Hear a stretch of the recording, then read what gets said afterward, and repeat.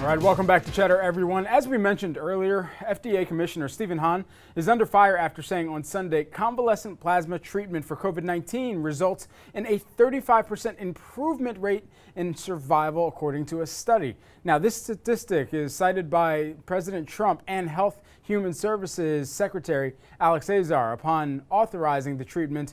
It is not what the data from this study shows, though. Hahn then walked back the comments on Monday on Twitter, writing that he should have said the treatment shows a relative risk reduction instead of an absolute risk reduction. All right, well, we've got a guest here to break it all down for us. Former FDA Associate Commissioner Peter Pitts and the president for the Center for Medicine in the Public Interest. Peter, thank you so much for taking the time here. Former Associate Commissioner, I should say. Thanks for taking the time. Let's dive right in. Why do you believe the FDA authorized convalescent plasma? I think the emergency use authorization for convalescent plasma was the right move. What we've learned since the beginning of the pandemic is how to keep people who are suffering from what's called serious manifestations of COVID alive. The elderly, people with respiratory conditions, and other serious underlying healthcare conditions. What an EUA, an emergency use authorization, does is that it sends a very strong message to physicians that these types of unapproved treatments are safe and effective and can help save lives. That being said, hyperbole has no place in public health, and certainly not in medicine's regulations. And this was co-opted a little bit by the president around the time of the convention. That doesn't surprise me. I think that any politician generally tries to attach himself or herself to good news. But I think the FDA did the right thing. We want to send the message to physicians that convalescent plasma is important, it can save lives, and even more importantly to the American public, that if you have had COVID-19, please donate blood to help save a life. And so, with regard to that and the timing that you just mentioned, is there reason to believe that there was some political annexation that the FDA decision also carried with it? Absolutely not. There was no political interference by the White House with the FDA. The FDA has about 17,000 employees. In the center of the FDA that deals with approvals for vaccines and for therapeutics, two different centers, the Center for Drugs and the Center for Biologics. Every single member of that staff, from the director on down, is a career public health employee. So there's no political pressure that can be brought to bear. And the thought that people inside the FDA were somehow trying to put the brakes on advancing the public health is ludicrous and insulting to the public servants at the FDA. This was a public health decision based on science. As you mentioned earlier, Commissioner Hahn made a mistake talking about relative versus absolute risk, but people make mistakes, and what solid scientists do when they make a mistake is to correct themselves, which is what Dr. Hahn did. So I'm entirely confident both in the politics-free nature of the FDA and also in the appropriateness of the EUA for convalescent plasma. Well, certainly. We've had you on before, and I always appreciate your insights and your clarity around many of these matters, because you do have time in the decision-making rooms, and as your former role has really allowed you to be in conversations where the common American hasn't been, quite frankly. But as we kind of look at how everything is playing out, it is certainly a question that naturally we do ask ourselves at times. So what goes into the approval process for a treatment or a vaccine? Well, first of all, let me say that what you're asking is exactly correct. The American public has the right to understand what's happening behind closed doors, and that politics is not involved. What happens inside the FDA right now is that the best brains are giving all of their time to the task at hand, which is addressing COVID-19. And whether it's remdesivir, which also has been approved under an emergency use authorization, or convalescent plasma, what's top of mind is, firstly, is the treatment safe? And then is it effective? Because it's an equation, safety and efficacy. And the use of convalescent plasma has been around for 100 years. We've used it for other serious healthcare issues.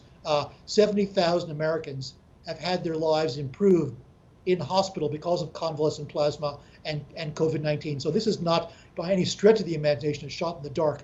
This is a solid look at the science and a decision as to how to firmly educate American patients and physicians as to its value.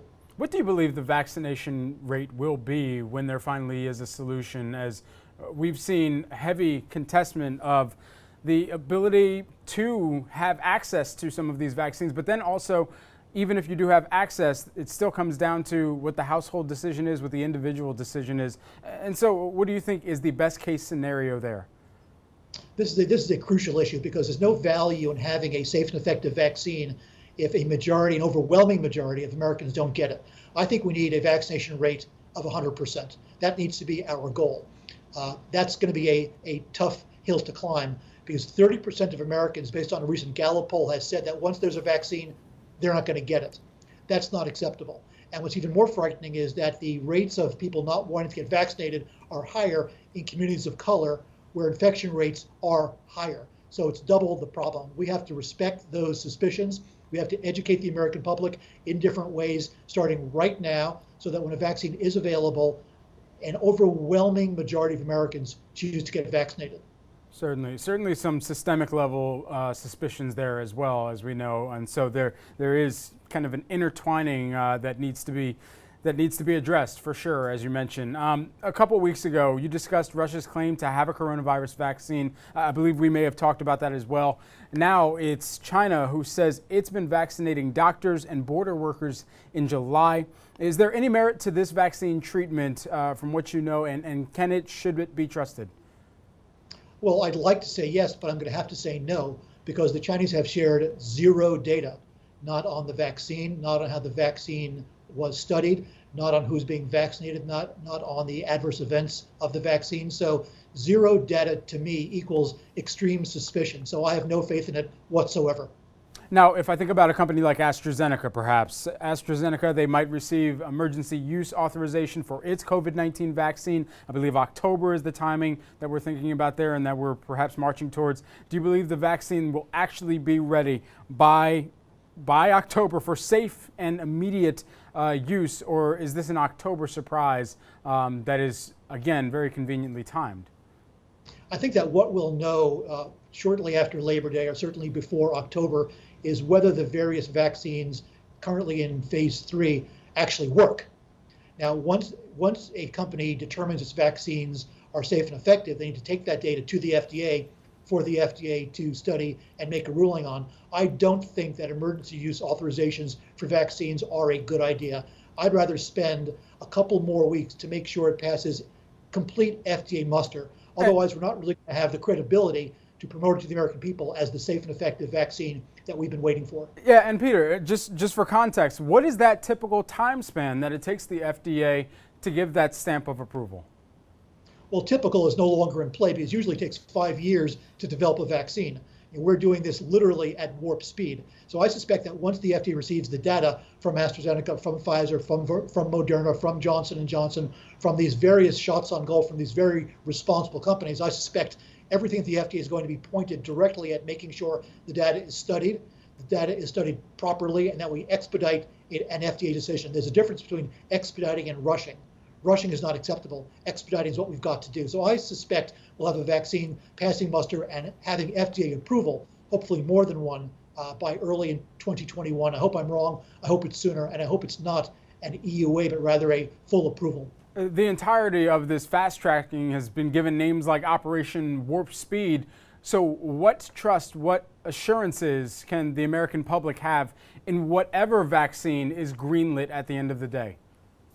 Well, what the American people can bet the mortgage on is that the FDA is not going to approve any vaccine that it has not studied deeply and understands to be safe and effective. And we've got to have faith, public faith in our public health officials, and exceptionally so for the FDA relative to vaccine approval. So what I think the American public can bet on is that the vaccines that are approved by the FDA are safe and effective, and they should begin lining up to get them as quickly as possible. Peter, it's always great to get your time and insights. Thanks so much for joining us again here on the show. My pleasure. Thank you very much. Definitely. That's Peter Pitts, president for the Center for Medicine in the Public Interest, joining us here on Cheddar.